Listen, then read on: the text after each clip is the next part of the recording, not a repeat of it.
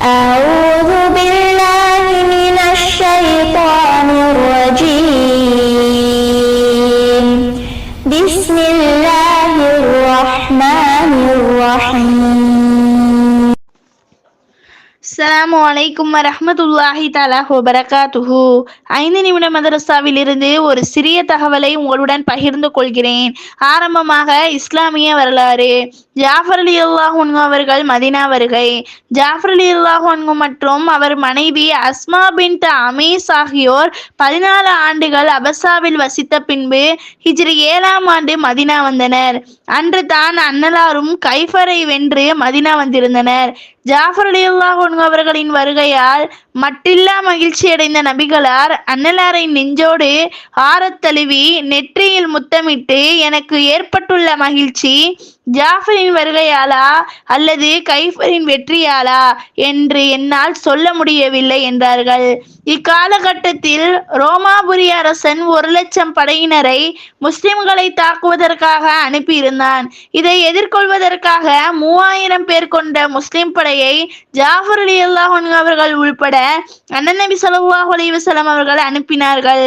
எண்ணிக்கையில் குறைவான முஸ்லிம் படையினர் அல்லாஹ்வின் மீது முழுமையான நம்பிக்கை கொண்டிருந்ததால் வெற்றி பெற்றனர். இப்போர் ஆரம்பிக்கும் முன்னர் ஜாஃபர் ரலியல்லாஹு அன்ஹு அவர்கள் சில கவிதைகளை பாடினார். அதன் பொருள், சுவனத்தின் நெருக்கமும் அதன் தூய்மையும் குளிர்ந்த மதுவும் எவ்வளவு இனிமையானது. ரோம பேரரசை குறிவைத்துள்ளோம். அதன் அழிவு நிச்சயம். அது வழி தவறுகிறது. அதன் சந்ததியினர் விரைவில் அழிவர். மோதல் தொடங்கட்டும், அவர்களின் தலைகளை கொய்த்து எறிவோம். ஹிஜ்ரி 8ஆம் ஆண்டில் நடைபெற்ற இந்த போரில் ஜாஃபர் ரலியல்லாஹு அன்ஹு அவர்கள் ஷஹீதானார்கள். இரண்டாவதாக, அன்னலாரின் அற்புதம். கிஸ்ரா ஆட்சி பற்றி அறிவித்தல். அன்னலார் அனுப்பிய கடிதத்தை கிஸ்ராவின் மன்னன் கிழித்தெறிந்ததை கேள்விப்பட்ட அன்னலார் அதன் தனது நாட்டை துண்டு துண்டாகிவிட்டான் என கூறினார்கள். அவ்வாறே நபிகளார் வாழ்ந்த காலத்திலேயே அந்நாடு சிதறி போனது. அன்னலாரின் முன்னறிவிப்பு உண்மை என நிரூபணமானது. மூன்றாவதாக, ஒரு ஃபர்லை பற்றி. குளிப்புக்காக தைமம் செய்தல். அல்லாஹ் தஆலா கூறுகிறான், நீங்கள் நோயாளியாகவோ அல்லது பயணத்தில் இருந்தாலோ அல்லது மலம் கழித்து வந்தாலோ அல்லது பெண்களை உடலுறவு கொண்டிருந்தாலோ உங்களை சுத்தப்படுத்திக் கொள்ள தண்ணீர் கிடைக்காவிட்டால் சுத்தமான மண்ணை நீங்கள் நாடுங்கள், தைமமும் செய்திடுங்கள். ஐந்தாவதாக, ஒரு சுன்னத்தை பற்றி. உணவுக்கான விருப்பை எடுக்கையில் அன்னலார் இந்த துவாவை ஓதுவார்கள். அல்ஹம்துலில்லாஹி ஹம்தன் கசீரன் தொய்யிப முபாரகன் ஃபீஹி கைர மக்ஃபியு வலா முவத்தியு வலா முஸ்தகனன் அன்ஹு ரப்பனா. மிகுதியான பொருள், மிகுதியான தூய்மையான வளமான புகழ் யாவும் அல்லாஹ்வுக்கே. போதவில்லை என பொருட்படுத்தாமல் இதை விட்டுவிடவில்லை எம் இறைவா. ஐந்தாவதாக, ஒரு முக்கிய அமலின் சிறப்பு. மகள் மற்றும் சகோதரி. ஒருவருக்கு 3 மகள்களோ 3 சகோதரிகளோ அல்லது 2 மகள்களோ 2 சகோதரிகளோ இருந்து இவர் அவர்களிடம் மனம் கோணாமல் நடந்து அவர்களின் உரிமைகளின் அல்லாஹ்வுக்கு அஞ்சுவாரானால் அவருக்கு நிச்சயம் சுவனம் உண்டு என நபி ஸல்லல்லாஹு அலைஹி வஸல்லம் அவர்கள் கூறினார்கள். ஆறாவதாக, ஒரு பாவத்தை பற்றி. தீமையின் தண்டனை.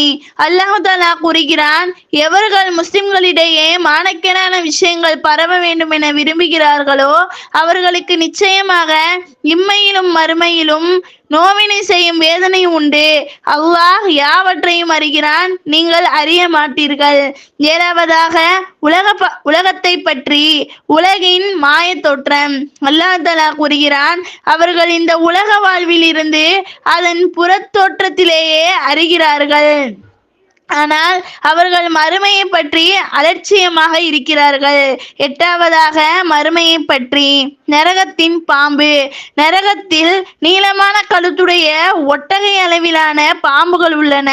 அவற்றில் ஒன்று கொத்தினால் நரகவாசி அதன் கொடுமையை 40 ஆண்டுகள் வரை உணர்வார் என நபி ஸல்லல்லாஹு அலைஹி வஸல்லம் அவர்கள் கூறினார்கள். ஒன்பதாவதாக, நபிவழி மருத்துவம். கடுகின் பலன்கள். நபி ஸல்லல்லாஹு அலைஹி வஸல்லம் அவர்கள் கூறினார்கள், கடுகை உபயோகிங்கள், அல்லாஹ் அதில் எல்லா நோய்களுக்கான நிவாரணத்தையும் வைத்துள்ளான். விளக்கம்: கடுகு எண்ணெய் முடிகளுக்கு வலுவளிக்கிறது, நரையை தடுக்கிறது, சருமத்தை மிருதுவாக்குகிறது. 10. அன்னலாரின் அறிவுரை. வறுமையின் வாசல் மூட வேண்டுமா? அல்லாஹ் தஆலா கூறியதாக நபி ஸல்லல்லாஹு அலைஹி வஸல்லம் அவர்கள் கூறினார்கள், ஆதமின் மகனே, நீ என்னை வணங்கிட நேரத்தை ஒதுக்கிடு.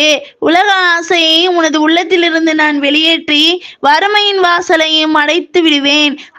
அவ்வாறு நீ செய்யாவிடில் உனக்கு ஓய்வில்லா வேலையையும் வறுமையையும் தந்திடுவேன். அல்ஹம்துலில்லாஹ். அஸ்ஸலாமு அலைக்கும் வரஹ்மத்துல்லாஹி தஆலா வபரகாத்துஹு.